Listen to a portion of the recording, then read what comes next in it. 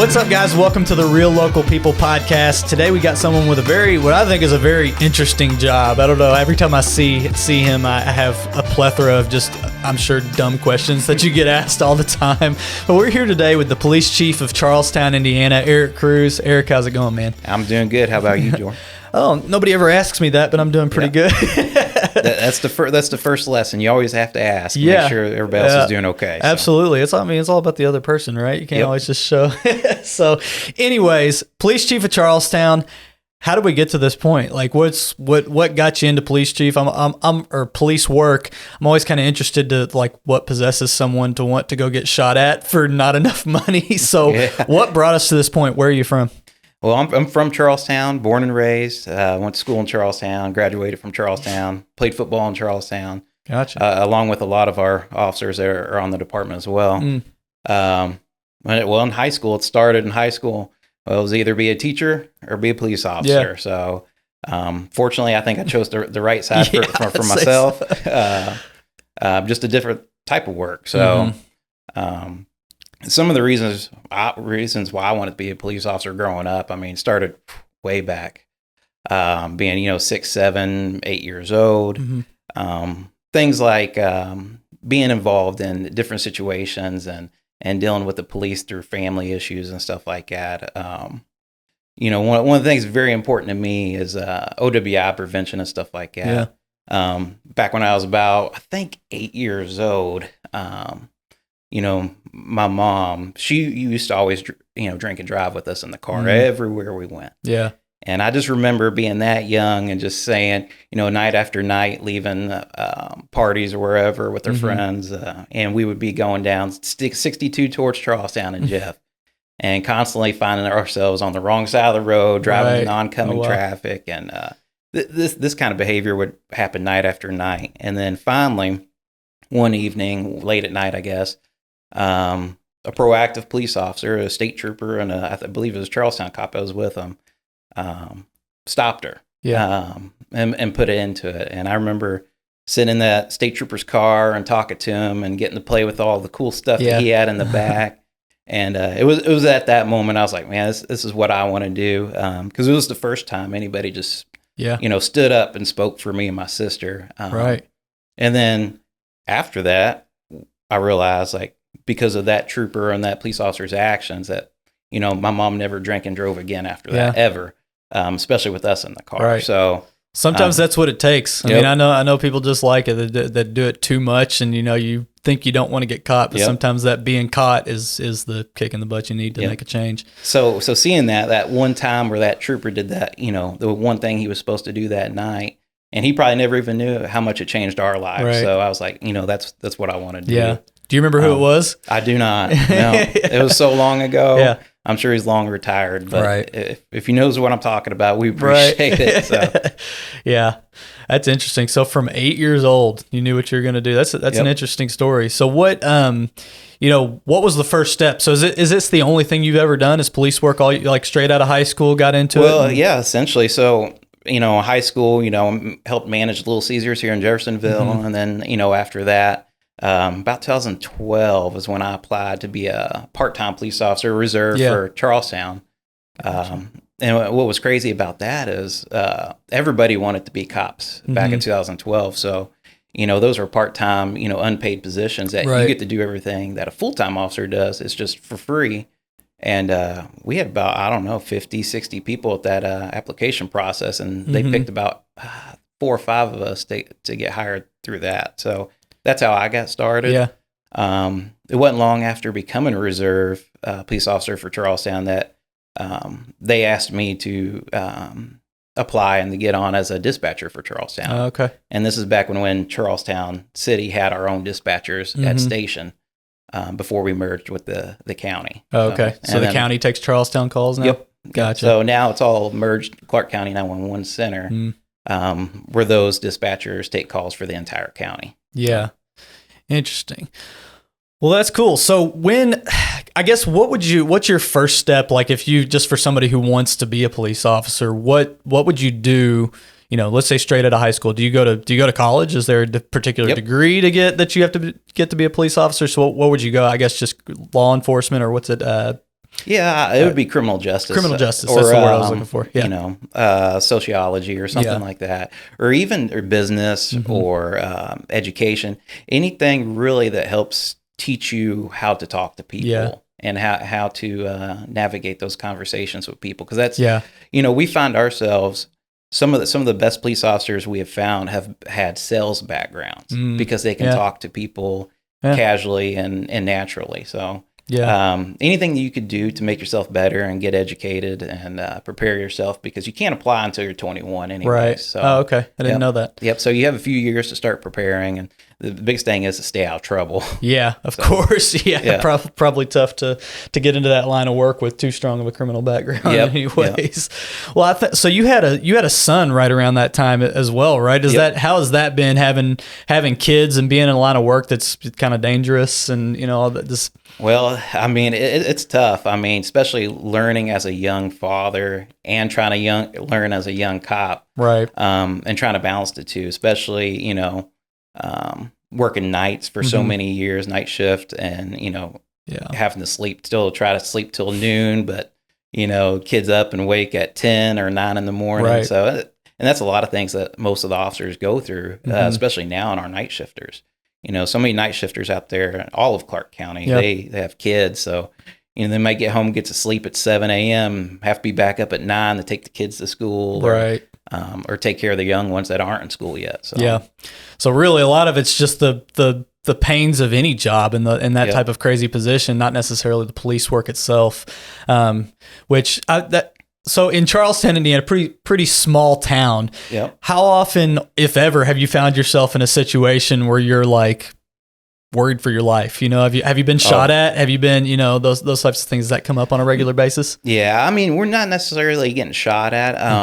I mean, there are a lot of situations that happen in Charlestown. It just don't hit the news more so than anywhere else. So, I mean, we've definitely in the last year and a half, we've had attempted murders, we've had officer-involved shootings, and so forth like that. Last year, we had a few incidents that were pretty high level. We get a lot of like domestics, and more so now than ever, we're getting lots and lots of fraud reports. People scamming each other out of money, or coming from different states and scamming people in Charlestown. It's a drastic different city than it was 12 years ago when I started. Almost completely different with the makeup and the diversity that we do have. And it's actually gotten a lot safer in the last 12 to 20 years. So really, yeah, that's something, because I'm sure it's grown. I mean, I don't know what the population difference is in Charlestown from 2012, 13. Is that what you said? From when you started until now, but you would think as the city gets bigger that it would get less safe. But what do you think? What do you attribute to that? Do you just your work and projects that are? I know it's not just you. You wouldn't put it on you, but just projects that are going into it, or is there some kind of outside factor that's playing into that? Well, you know, I'd like to think it's our officers, but I know that's not. That may be just one piece of the puzzle. It's a part of it. Yeah. I think it's just different people coming and moving into Charlestown, and more responsible, and stuff like that. It's hard to pinpoint it. It's more of a social issue than it is a police issue, that the way things have changed. We got better schools and better, you know, more entertainment and all those things, and it probably brings in a maybe it's the wrong term, but a higher class of people. You know, you get in there and you got more pride in the area, I guess. Especially with wages, jobs. I mean, River Ridge, I mean, the wages are really high in Clark County right now, compared to what they were 15, 20 years ago. So that probably has something to do with it as well. I mean, I would like to just think a lot of it has to do with the really good police work, not just going on in Charlestown. I'm sure it does. You know, Clark County and Jeffersonville and Clarksville and Sellersburg. All these agencies, all the police officers in this county right now are doing amazing work. So, and good ethical work. So that's what we like to see. It's huge. So I know one thing you skim past, because I'm going to ask you about this. I talked about dangerous situations, and I know you received a bravery award for pulling someone out of a burning car. Right? Can you tell us a little bit about that story? Yeah. So it was me and my partner, Alex Aubrey now at the time.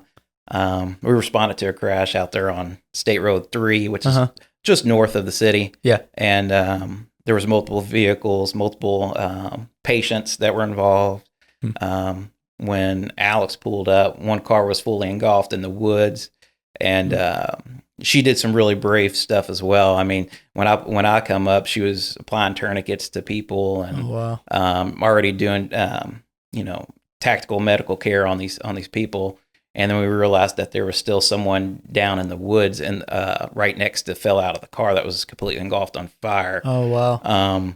So in that situation, it wasn't just a car on fire on the middle of the road. It was they went down a slight ravine. And then on the other side of the car where there was a straight hill going up. Yeah.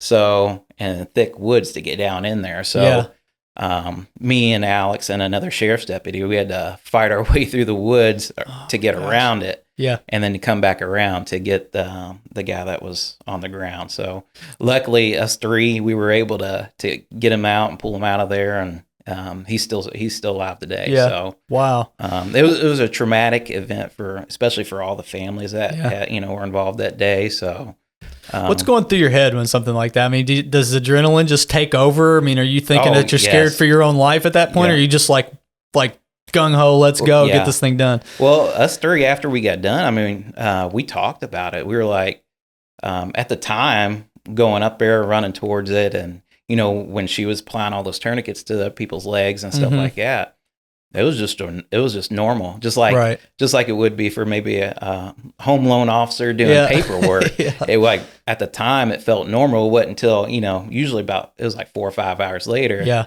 and when we're sitting there and we look down and got blood on you, and you're like, whoa, what just happened? And you're like, wait a second, that's not normal. That's not normal to deal with. So that's kind of like every police officer what they have to deal with, is because like it usually doesn't hit them until later. Because in the time when they're doing these things, it's completely normal and not stressful. And it's just kind of interesting to think about, because you hear all these stories of maybe an officer who did something wrong, maybe shot when they shouldn't have shot, or things like that. And you got to think that's how intense your training has to be as a police officer, because you can black out in those situations. You can go to a point where all of a sudden, maybe not like truly black out, but where it's just your instinct just takes over. Right. So, I mean, is there any like training in particular that you guys do to put yourselves into those situations, on purpose, I guess, to be able to go? So like a lot of times, we have simunitions. They're just simulated bullets that shoot paint tips off of, what are real guns, essentially. Do they hurt?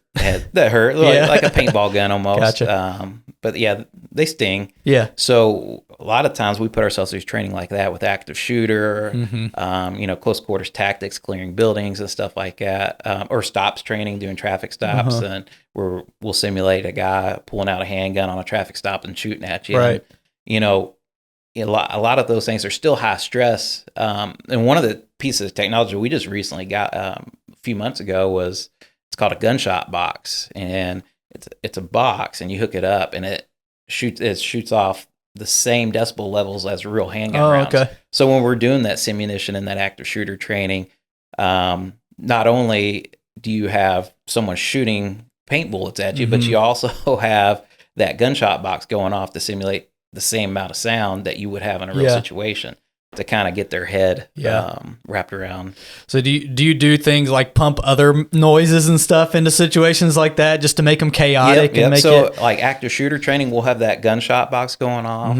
We'll hook up Bluetooth speakers to have fire alarms going off. And like real situations, there's always going to be stuff like that. We'll have people...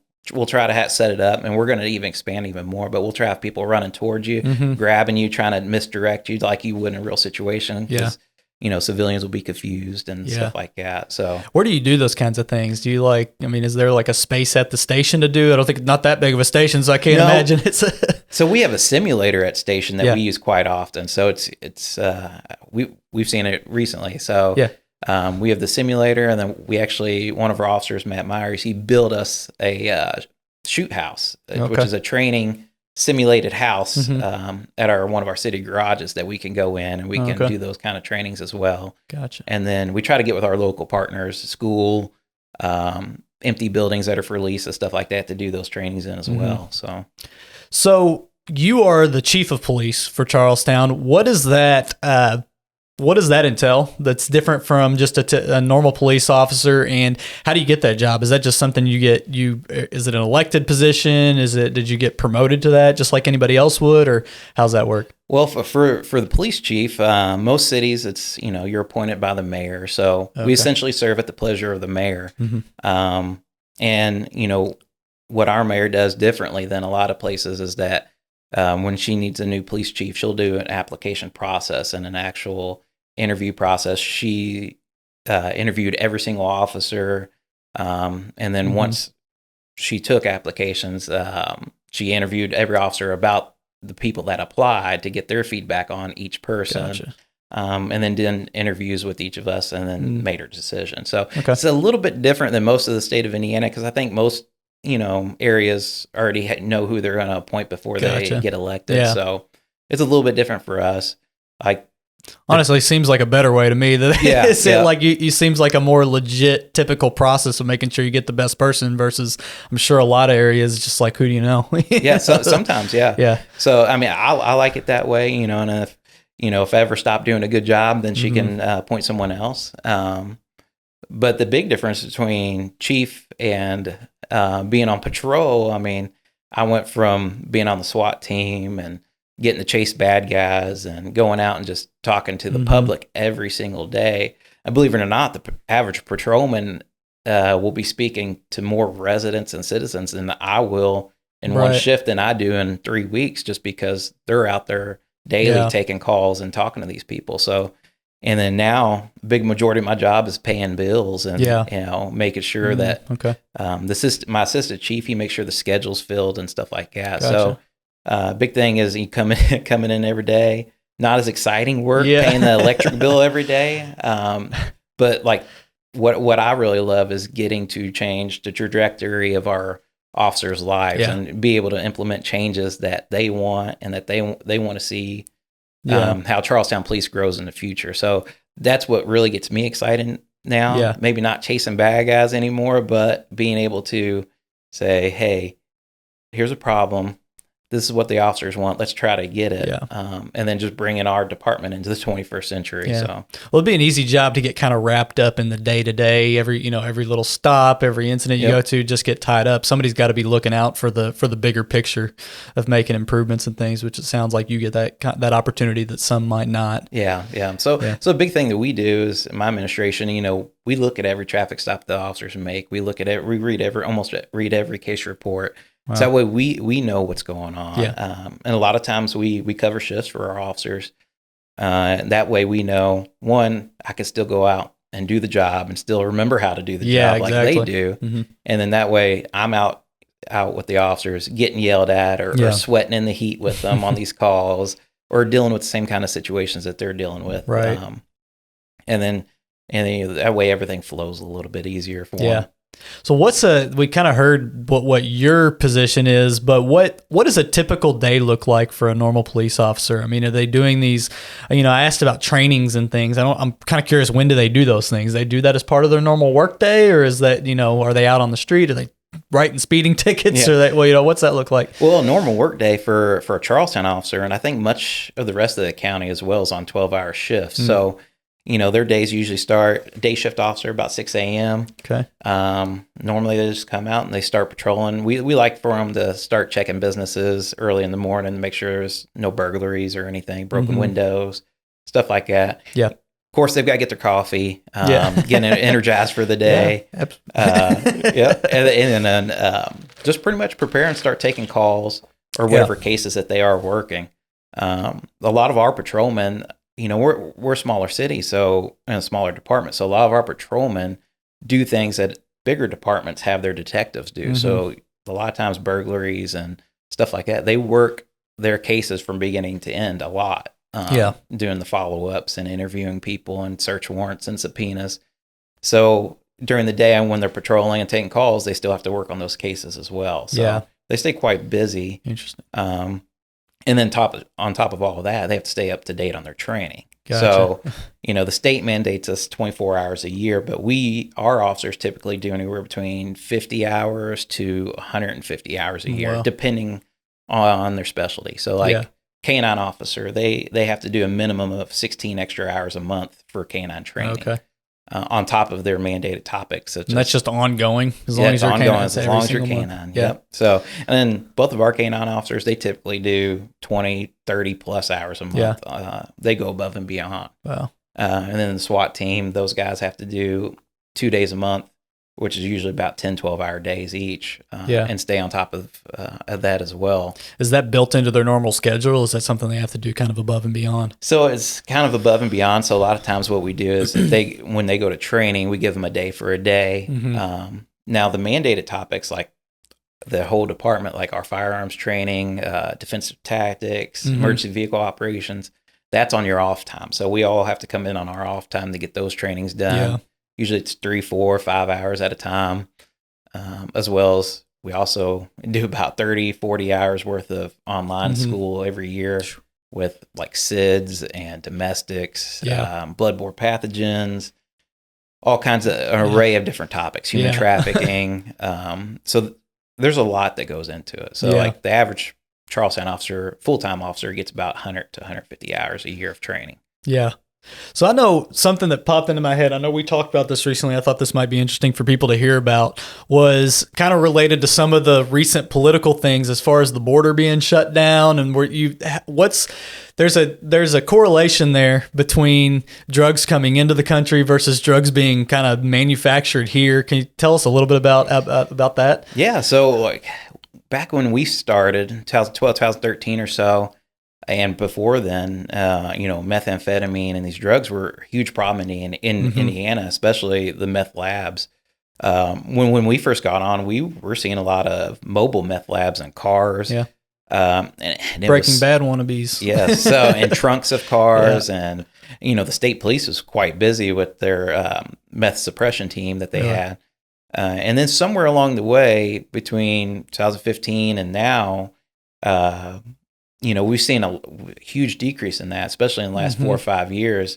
And it seems like a lot of people that we've talked to are getting a lot of their methamphetamine and drugs from across the border now. Yeah.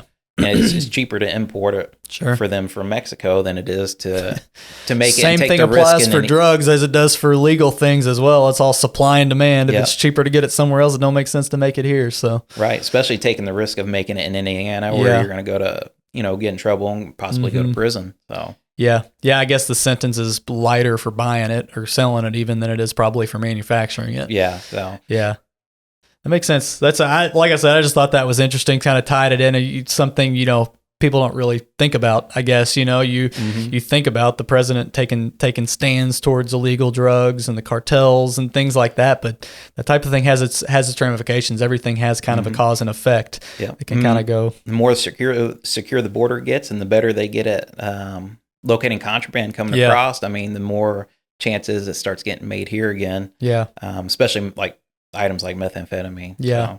So do you feel like it's in the last 5 years or so, maybe a little bit longer, there's been a little more heat on police officers, a little more pressure? You got phones in your face and police brutality has become a big thing. Do you feel like it's gotten more difficult in the last 5 years or so than it was before? Well, this is where it gets weird for us, because I can only speak from a Charlestown standpoint. Sure.